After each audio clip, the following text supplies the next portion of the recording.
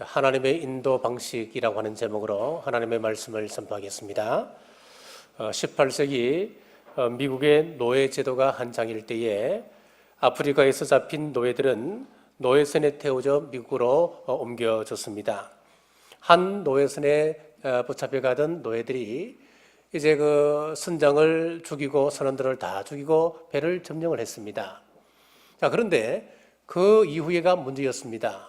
그 배에는 배를 운행할 줄 아는 사람이 없었습니다.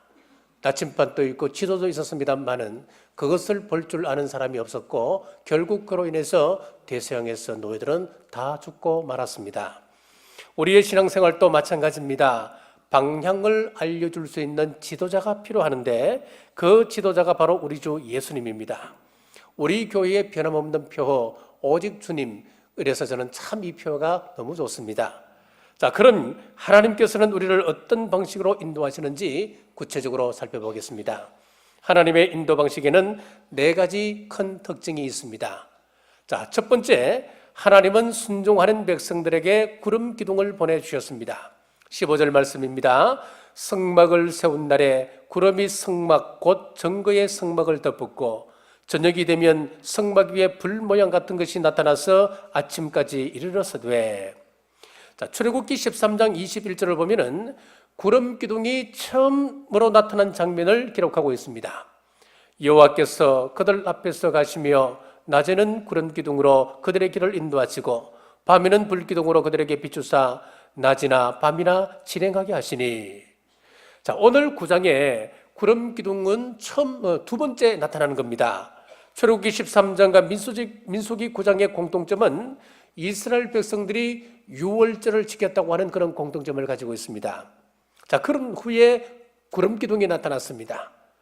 어린 양을 잡아서 그 피를 문설주와 임방에 바르고 그 집 안에서 양고기를 먹고 선나물과 무교병을 먹는다. 이 광야에서 이런 유월절을 지킨다고 하는 것이 얼마나 힘든 일이었겠습니까? 출애굽을 했으면 이 유월절을 광야에서 그만 지켜도 되지 않겠습니까? 그런데 광야에서 왜 이 유월절을 지키느냐 하니까 우리는 더 이상 바로의 노예가 아니다. 애굽의 그 속박에서 벗어났다. 그 지긋지긋한 사망으로부터 벗어났다고 하는 것을 지금 의식화시키는 작업을 하고 있는 거예요. 그리고 이런 유월절을 순종하며 지켰을 때에 구름 기둥과 불 기둥이 나타났다고 하는 이 말씀은 순종하는 백성에게 구름 기둥의 인도가 있다고 하는 말씀을 이야기하고 본 겁니다. 그러면은 순종하지 아니하면 어떻게 되겠습니까? 구름 기둥과 불 기둥의 인도를 받을 수가 없습니다. 이스라엘 백성들에게 구름 기둥이 떠난 적이 한 번 있었습니다. 민수기 12장에 보면 모세의 누이 미리암이 등장하는데 모세를 비방하는 사건이 있습니다. 인간적으로 보면 왜 불만이 없었겠습니까? 내가 누나인데 모세는 지도자고 또 그 형 아론은 대제사장이 되어서 직분을 가지고 이스라엘 백성들의 길을 이끌어가고 있는데 나는 이들의 누나인데 왜 나한테는 이렇게 섭섭하게 하지? 나는 왜 이렇게 아무런 직분이 없지? 하나님의 섭리와 뜻을 모르니까 당연히 이런 불만이 나올 수밖에요. 이런 불만이 있으니까 모세를 향하여서 네가 어찌하여 구스 여인과 결혼하느냐 비방하기 시작했습니다. 그런데 하나님께서 미리암이 모세를 비방한 것을 단순한 비방으로 보지 않으셨습니다. 하나님의 위계 질서와 또 하나님의 인도하심에 대한 불순종으로 보셨습니다. 그래서 미리암을 문둥병으로 들게 하셨습니다. 문둥병이 들게 하셨을 뿐만 아니라 민수기 12장 10절에 보면 구름이 장막 위에서 떠나갔고 미리암은 나병에 걸려 눈과 같더라. 구름이 사라졌습니다. 무슨 말씀이겠습니까? 구름 기둥과 불 기둥의 인도는 순종하는 백성들에게만 임한다고 하는 사실을 여기서 보여주고 있습니다. 우리 교회 빌립성교회 회원들이 여러분 잘 한번 보시면 우리 빌립성교회는 40에서 50 사이에 우리 성교회 회원들이거든요. 보면 이런 브로치를 하나씩 달고 있어요. 이게 브로치가 뭔지 하면은 이렇게 되어 있습니다. 천독은 빌립부터 이렇게 되어 있어요. 이걸 이제 우리 빌립 회원들이 가슴에 하나씩 달고 쭉 다니는데 보면은 좀 뻘겋게 해서 별로 보기는 안 좋습니다. 예, 보기는 안 좋지만은 제가 이걸 보면서 얼마나 감사한지 몰라요. 우리 교회에서 40주년 기념으로 성경 통독 우리가 선포를 하잖아요. 선포를 하니까 이 빌립 선교에서 우리가 어떻게 하면 우리부터 이 성경을 읽고 또 우리로 하여금 보는 사람들마다 어떻게 하면 이 캠페인을 우리가 이끌어갈까 자발적으로 이걸 만든 거예요. 자, 제가 이 이야기를 듣고 얼마나 감사했는지요. 이 목회자가 딴 거 없잖아요. 이런 이야기를 들을 때에 마치 비타민을 먹는 것처럼 행복해지는 거예요. 네. 복 있는 사람이 어떤 사람입니까? 시편 1편 2절에 보니까 오직 여호와의 율법을 즐거워하여 그 율법을 죄로 묵상하는 자로다 그렇게 돼 있거든요. 예. 우리 어떤 장로님으로부터 그런 이야기를 들었어요. 두 분 장로님이 자 우리가 장로로 평신도보다는 그래도 좀 나아야 되지 않을까? 교회에서 천독을 선포했는데 일반 평신도보다는 좀 더 읽어야 되지 않겠어? 이러면서 이제 두 분이 의기투합을 하신 거예요. 그래서 이번 한 주간 동안 어디까지 우리 한번 일독을 하자. 한 주간 동안 일독을 하는데 몸살이 났대요. 몸살이. 하루에 6시간 동안 성경을 읽으니까 하루에 130장 정도를 읽으시게 되더래요. 그래서 6시간 동안 매일매일 읽어가는데 아무것도 못하고 성경을 읽었다는 거예요. 그래서 하루 6시간 하면 일주일이면 일독을 할 수 있습니다, 여러분. 그래서 이제 그 부인 권사님께서 그러시더랍니다. 제발 그러지 말라고. 그러면 그 연세에 눈 어두워지고 몸 다친다고. 제발 그렇게 하지 말라고. 그런데 또 장로님과 이렇게 약속을 했기 때문에 다른 장로님과 약속을 했기 때문에 이번 한 주간만 내가 꼭 이렇게 하고 다음부터는 정상적으로 할게. 그렇게 하셨다는 거예요. 네. 참 감사해요. 우리가 하나님 말씀 앞에서 또 교회 중직으로서 교회가 이런 캠페인을 선포할 때에 이것 따르며 순종하면서 적극적으로 이끌어가도록 하는 그 마음 참 하나님께서 기뻐하실 것 같아요. 예. 우리 교회학교 우리 교실에 가보면은 채플룸에 가보면은 교회학교마다 우리 그걸 붙여놨습니다. 성경 통독 일기표를 쭉 붙여놓고 제가 중등부실에서 봤네요. 거기 보면은 중등부 학생들 이름을 다 적어놓고 매주마다 이 아이가 성경을 어디까지 읽었는지 체크를 하고 있더라고요. 그래서 지금 우리 교육부에서는 각 교육부 우리 부서들마다 이것을 따라서 지금 하기로 했어요. 그리고 교육부 아이들까지 지금 성경 통독 어떻게든 힘들고 어렵지만은 이번 한 해 동안은 1독씩 하자. 지금 그런 캠페인이 벌어지고 있습니다. 그렇습니다. 아직까지 시작하지 못하신 분은 한번 시작해 보십시오. 이것은 하나님의 말씀이고 하나님의 말씀을 묵상하는 그 사람이 복된 사람이라고 성경은 분명히 선포하고 있는데 우리가 이 말씀 안 되면 억지로라도 한번 따라해 보십시오. 우리가 지금 그 새벽기도 구약 말라기 이제 곧 들어가는데 말라기를 마치게 되면 새벽기도 시간에 성경 통독을 할 계획입니다. 그래서 하루에 한 40분씩만이라도 우리가 꾸준하게 읽어서 한 1년에 한 2독이라도 한번 우리 교회에서 새벽기도를 통해서 한번 끝내보자. 그런 각오를 하고 있습니다. 그러니까 혼자 따로 시간을 내기 힘드신 분들은 새벽기도 시간을 이용하여서 함께 성경 통독에 꼭 동참해 주시기를 간절히 바랍니다. 자, 두 번째는 하나님의 인도는 애매모호하지 않습니다. 헷갈리는 방식으로 인도하지 않는다는 이야기입니다. 17절 말씀을 보십시오. 구름이 성막에서 떠오르는 때에는 이스라엘 자손이 곧 행진하였고 구름이 머무는 곳에 이스라엘 자손이 진을 쳤으니 하나님께서 수정기를 조금 피워서 맨날 하늘만 쳐다보고 연구하는 사람들 그 사람들 잠깐 보게 하고 구름을 싹 걷어가시고는 야 내가 인도하는 거 봤냐 못 봤냐 그렇게 인도하는 분이 아니라는 거예요. 낮에는 분명하게 구름 기둥으로 밤에는 분명하게 불 기둥으로 인도하셨습니다. 멀리서도 볼 수 있었고 가까운 곳에서도 볼 수 있었습니다. 이스라엘 백성들만 보는 것이 아니고 다른 이방 족속들까지도 이야 이스라엘 백성들은 구름 기둥 불 기둥으로 인도함 받는 그런 백성이구나 누구나 볼 수 있도록 하나님께서 인도해 주셨습니다. 이스라엘 백성들의 이 광야 생활을 신약에서는 광야 교회 그렇게 이야기를 했습니다. 사도행전 7장 38절에 보면은 시내 산에서 말하던 그 천사와 우리 조상들과 함께 광야 교회에 있었고 또 살아있는 말씀을 받아 우리에게 주던 자가 이 사람이라. 그냥 교회를 하면 되잖아요. 이스라엘 백성들이 진을 치고 광야 생활했던 그 모든 생활들을 그냥 교회 생활이다 그러면 얼마나 좋아요. 그런데 신약에 보니까 그 교회를 뭐라고 이야기합니까? 광야 교회 그렇게 묘사한단 말이에요. 여기는 분명한 의미가 있습니다. 광야라고 하는 것은 갖가지 위험이 노출되어 있는 것입니다. 내부적으로는 불평과 불만이 언제든지 도사리고 있습니다. 외적으로는 적들과의 전쟁도 언제 닥쳐올지 모르는 그 큰 위험을 가지고 있습니다. 이러한 광야에서 하나님께서는 낮에는 구름 기둥으로 밤에는 불 기둥으로 인도해 주셨습니다. 낮에 구름 기둥으로 인도하셨다 그 말씀은 물론 인도하는 것이 1차적입니다만은 이스라엘 백성들을 뜨거운 더위로부터 보호해 주셨다 그 말씀이 포함되어 있습니다. 밤의 불기둥도 마찬가지입니다. 하나님의 인도가 1차적입니다만은 그 속에는 이스라엘 백성들을 추위로부터 따스함으로 보살펴주는 하나님의 배려가 숨어 있는 거예요. 구름기둥과 불기둥을 통해서 이 광야에서 하나님의 도움이 없이는 생존할 수 없다고 하는 것을 분명하게 여기서 보여주고 있습니다.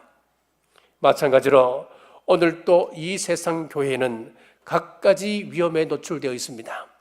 내부적인 위험도 있고 외부적인 위험도 있습니다. 더구나 한국적인 상황에서는 남북의 사상적인 차이가 교회의 위험에 추가되어 있습니다. 북한의 지령문에는 한국 교회의 슬그머니 침투하여서 그 교회를 파괴하라고 하는 내용이 들어있다고 그럽니다. 그리고 인터넷을 보면 안티 기독교가 보통 심각한 수준이 아닙니다. 자, 몇 년 전에 우리 총회에서 안티 기독교 대책위원회를 만들었습니다. 안티 기독교 배후 세력이 악의적으로 교회를 공격하고 욕하니까 대책을 세워야 되지 않느냐. 그래서 위원회를 조직했어요. 그래서 위원회에서 이런 결론을 내렸습니다.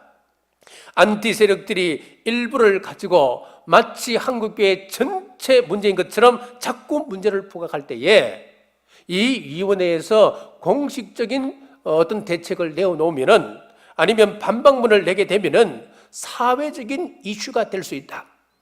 이것은 사탄의 전술 전략이라는 거예요. 우리가 반응하기를 바란다는 거예요. 그래서 이런 이슈화되지 않는 것을 우리가 목표로 우리는 침묵하자 이런 결론을 내렸습니다. 그렇습니다. 어려움 속에 하나님의 인도에 확신을 가지면 우리는 여유를 가질 수가 있습니다. 아버지의 손을 잡고 가는 아이는 어떤 골짜기를 가든 두려워할 필요가 없는 겁니다. 걱정할 필요가 없는 겁니다. 아버지의 손을 잡고 따라가면서 아버지 오늘은 전심 주실 거죠? 저녁은 있습니까? 이 길 따라가면 정말 안전할까요? 혹시 죽음이 우리 앞을 가로막지는 않을까요? 걱정하고 두려워한다면 아버지가 뭐라고 이야기하실 겁니까? 야 이놈아 내가 너를 인도하는데 왜 걱정하고 염려하느냐 그러지 않겠습니까? 우리 하나님의 인도는 확실합니다. 불분명하지 않습니다. 그러니까 의심하지 마십시오. 구름기둥과 불기둥이 우리를 천국으로 인도하심을 믿으시고 늘 이 약속 붙잡고 전진하는 여러분 되시길 주님의 이름으로 축복합니다. 세 번째 하나님의 인도하심은 언제나 말씀과 일치했습니다. 본문 18절입니다. 이스라엘 자손이 여호와의 명령을 따라 행진하였고 여호와의 명령을 따라 진을 쳤으며 구름이 성막 위에 머무는 동안에는 그들이 진영에 머물렀고 20절 말씀입니다. 혹시 구름이 장막 위에 머무는 날이 적을 때에도 그들이 다만 여호와의 명령을 따라 진영에 머물고 여호와의 명령을 따라 행진하였으며 23절입니다. 곧 그들이 여호와의 명령을 따라 진을 치며 여호와의 명령을 따라 행진하였고 또 모세를 통하여 이르신 여호와의 명령을 따라 여호와의 책임을 지켰더라. 여기 보면 계속해서 반복되는 말씀이 있습니다. 여호와의 명령을 따라 여호와의 명령을 따라 여호와의 명령을 따라 그들이 책임을 지켰고 행진하였다 그렇게 나오잖아요. 이스라엘 백성들은 철저하게 하나님의 명령을 따라 앞으로 나아갔다는 말씀입니다. 우리 신앙생활에서 하나님의 명령을 따르는 것은 굉장히 중요합니다. 성도는 하나님보다 앞서도 안 되고 뒤쳐져도 안 됩니다. 하나님과 함께 보도를 맞추고 동행해야 됩니다. 그러면 우리 하나님의 책임이 따릅니다. 하나님께서 책임져 주신다는 말이지요. 그러기 위해서는 우리 하나님의 인도가 최선이라고 하는 사실을 믿으셔야 됩니다. 그런데 어떻게 하나님의 인도를 믿을 수가 있겠습니까? 광야 이스라엘 백성들에게는 하나님의 인도에 대한 확신이 있었습니다. 의심의 여지가 없었습니다. 왜냐하면 낮에는 구름기둥, 밤에는 불기둥이 늘 그들의 앞을 진치고 있었고 그 움직임을 따라서 따라가면 되었으니까요. 하나님의 인도에 대해서 의심할 필요가 없었습니다. 구름기둥이 머물러 있다가 떠오르면 아하, 하나님께서 지금 행진하라고 말씀하시는구나, 그냥 따라가면 되었습니다. 자, 그러나 하나님께서는 계속적으로 이러한 방법으로 백성들을 인도하는 것이 아니었습니다. 광야 생활을 마치고 가나안 땅에 들어간 이후에 그들을 인도해왔던 구름기둥이 사라집니다. 불기둥이 사라졌습니다. 이제는 보이는 것은 아무것도 없게 되었습니다. 그러다가 솔로몬이 하나님의 성전을 짓게 되었어요. 하나님의 성전을 짓고 봉헌을 올리니까 하나님의 그 성소 안에, 그때 밖에 있었던 그 구름들이 어떻게 되었습니까? 성소 안에 가득 차게 되었습니다. 그래서 열왕기상 8장 11절에 보니까 제사장이 그 구름으로 인하여 능히 서서 섬기지 못하였으니 이는 여호와의 영광이 여호와의 전에 가득함이었더라. 구름이 성소 안에 가득 차 있었기 때문에 제사장이 능히 서서 섬기지 못하였다 그랬습니다. 즉 바깥에 있던 그 구름이 성소 안으로 들어오게 되었습니다. 자, 그런데 바벨론 포로 귀환 이후에 스룹바벨이 지었던 제2성전이 있습니다. 자, 제2성전 시대에는 구름이 성소에서 완전히 사라지게 되었습니다. 자, 그럼 한번 생각해 보십시오. 이스라엘 백성들이 광야를 행진할 때는 그들 머리 위에서 구름 기둥이 인도했습니다. 그러다가 가나안 땅에 들어와서 성전을 짓고 나니까 그 구름이 성소 안으로 들어왔습니다. 그러다가 포로 이후에 스룹바벨이 지었던 제2성전 시절에는 그 안에 있던 구름이 완전히 또 사라져 버렸습니다. 자, 그렇다고 하나님의 임재가 사라졌다, 하나님의 인도가 완전히 사라졌다, 그것은 아니었습니다. 학개서 2장 9절에 보니까 이런 말씀이 있습니다. 이전의 나중 영광이 이전 영광보다 크리라 그랬습니다. 구름이 사라졌지만은 만국의 보배 대신 예수 그리스도의 발이 이 성전을 밟고 서게 될 것이다, 이 예언이 있었습니다. 그 말씀 따라서 스룹바벨이 지었던 제2성전을 개보수하게 되는데 헤롯이 짓게 됐지요. 헤롯이 세웠던 그 성전에 우리 예수 그리스도께서 발을 붙이고 서게 되었습니다. 우리 예수 그리스도는 구름 기둥의 실체요 불기둥의 실체로서 그 성전에 서시게 된 것입니다. 광야에서와 마찬가지로 우리 예수님께서 공생애를 사시는 동안에는 하나님의 인도에 대해서 의심할 필요가 없었습니다. 그 제자들은 눈에 보이는 하나님 예수님을 따라가기만 하면 되었기 때문이었죠. 그러나 예수님께서 죽은 자 가운데서 부활하시고 하늘로 승천한 이후에는 이제 예수님의 모습은 더 이상 보이질 않았습니다. 그러면 이스라엘 백성들은 어떻게 인도함을 받을 수 있었을까요? 보이지 않는 그 예수님을 어떻게 따라갈 수 있을까요? 예수님께서 성령님을 하나님의 교회에 보내주셨습니다. 그래서 성령님은 이 시대에 우리의 구름 기둥 되시고 불 기둥 되셔서 우리를 지금 또 인도하고 계신다는 말씀입니다. 자, 그런데 문제가 하나 있습니다. 이 성령님이 우리를 인도하신다는데 성령님이 보이는 존재가 아니거든요. 보이지 않는 겁니다. 그렇기 때문에 성령님께서 우리를 인도하고 계신다고 하는 이 사실에 대해서는 우리의 믿음이 필요합니다. 하나님께서 우리를 인도하고 계신다고 하는 이 말씀, 이것을 우리가 받아들이기 위해서는 믿음이 필요하다는 이 말씀이지요. 우리의 생각과 다를지라도 하나님의 말씀이라면 믿음으로 따르십시오. 우리 하나님은 우리보다도 우리의 사정을 더 잘 알고 계시는 분이십니다. 하나님은 우리보다도 더 좋은 길을 알고 계시는 분이십니다. 하나님께서는 우리보다도 더 좋은 시기를 알고 계시는 분이십니다. 여기서 중요한 것은 하나님의 인도를 따르는 데 있어서 중요한 원칙이 하나 있습니다. 그것은 사소한 것까지라도 우리가 따르라고 하는 겁니다. 20절과 21절을 보십시오.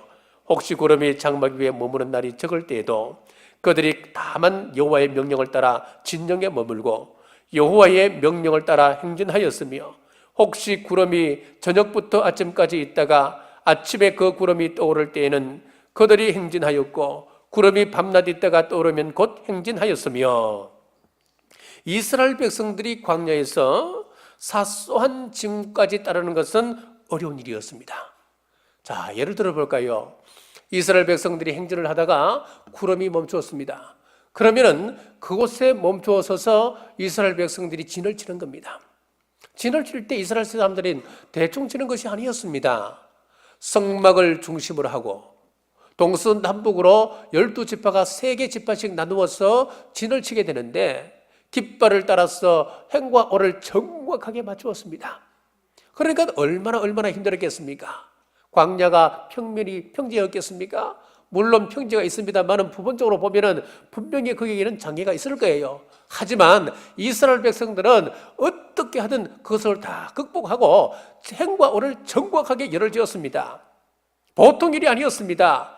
그런데 그 다음날 구름이 또 움직이기 시작하는 거예요. 그러면 그 어렵게 배치했던 진을 거두고 다시 행진을 준비하는 겁니다. 이처럼 하나님의 인도가 수시로 바뀔 때에 온전히 따르기는 참 힘든 것이었습니다.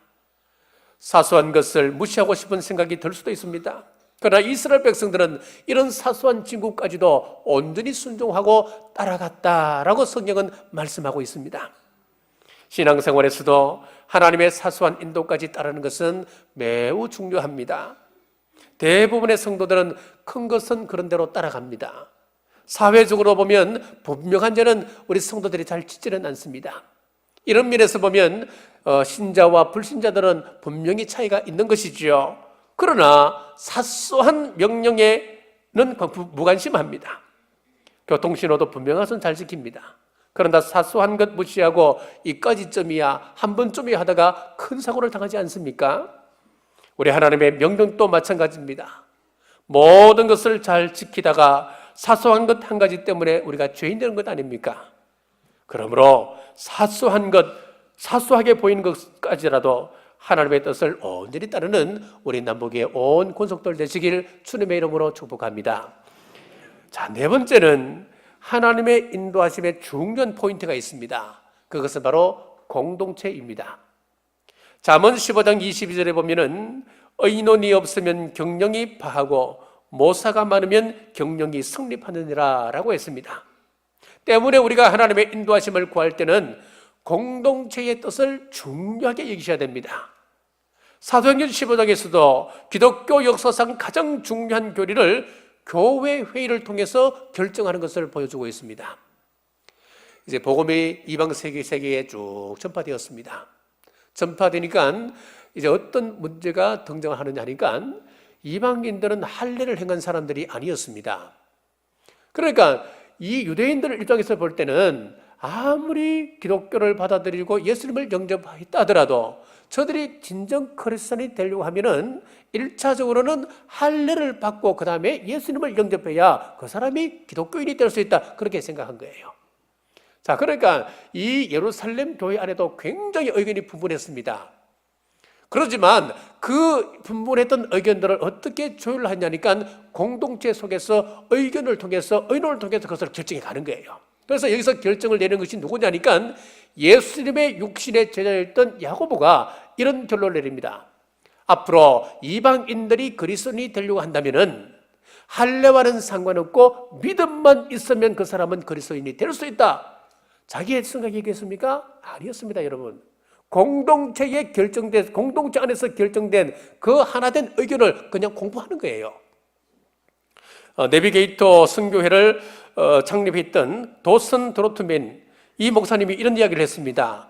하나님께서 우리에게 주신 두뇌와 상식 이것만으로도 우리는 벌써 상당한 인도를 받았다, 그런 이야기를 했습니다. 무슨 이야기였습니까?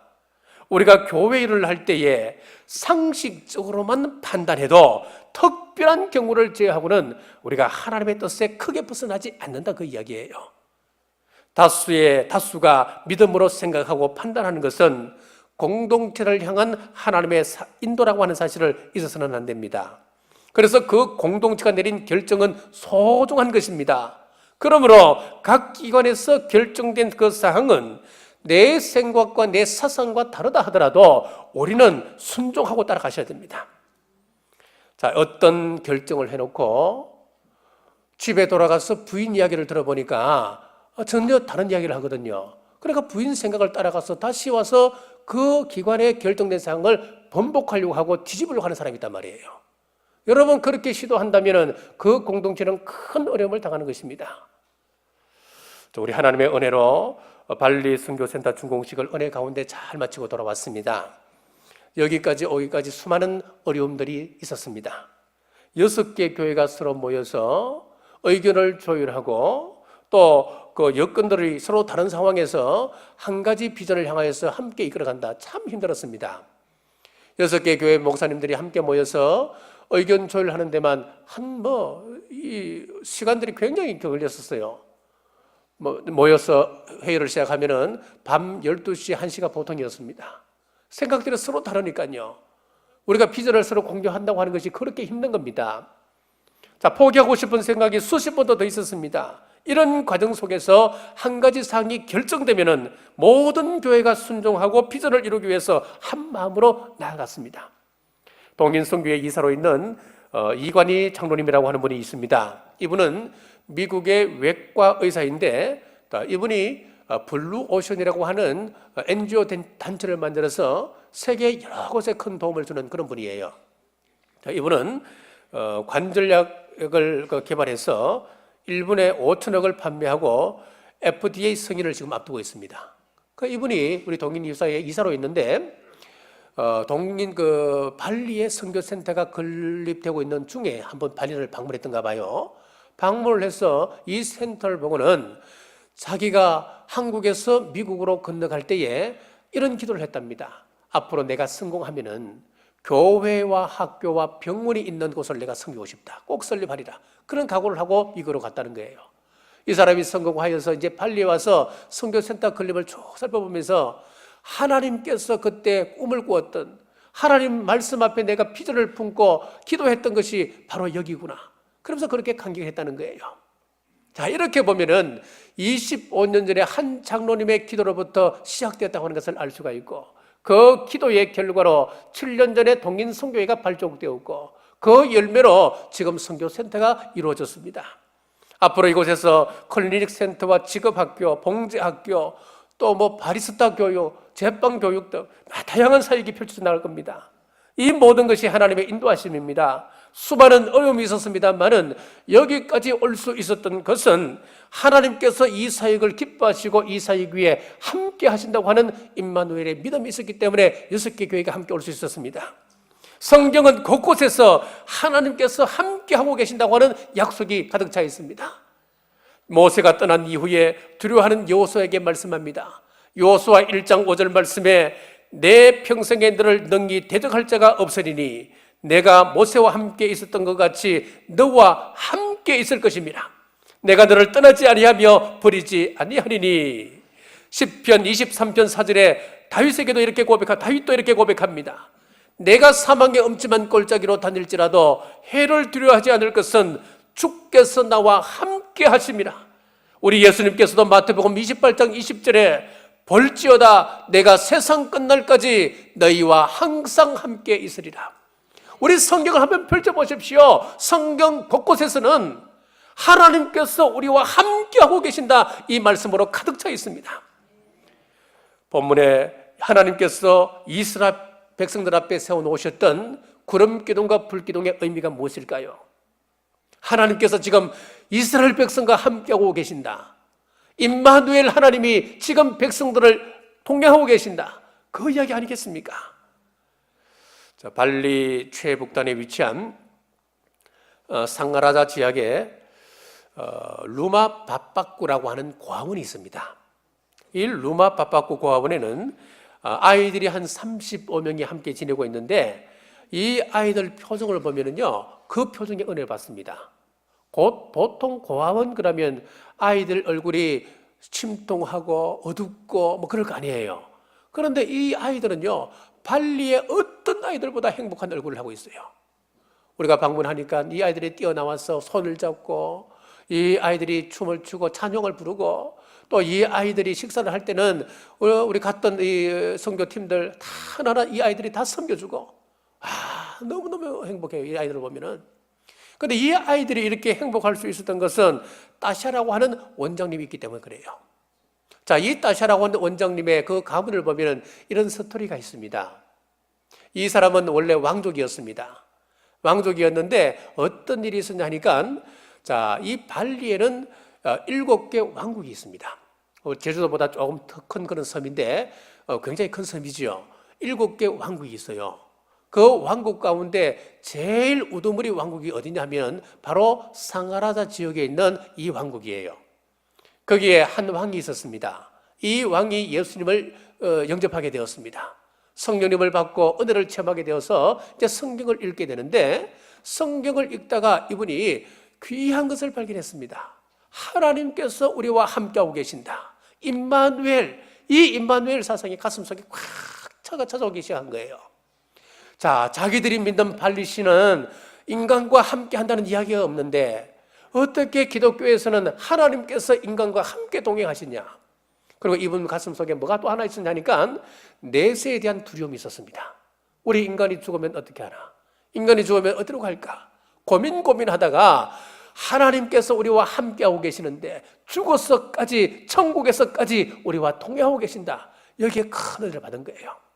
자, 이분이 크리스찬이 되었습니다. 크리스찬이 되고 나니까 힌두교의 그 제사장들과 6개 다른 왕들이 찾아와서 협박을 하기 시작하는 거예요. 아무리 이 왕국의, 이 발리의 대표적인 왕국이라 하더라도 이것은 원칙이 있다는 거예요.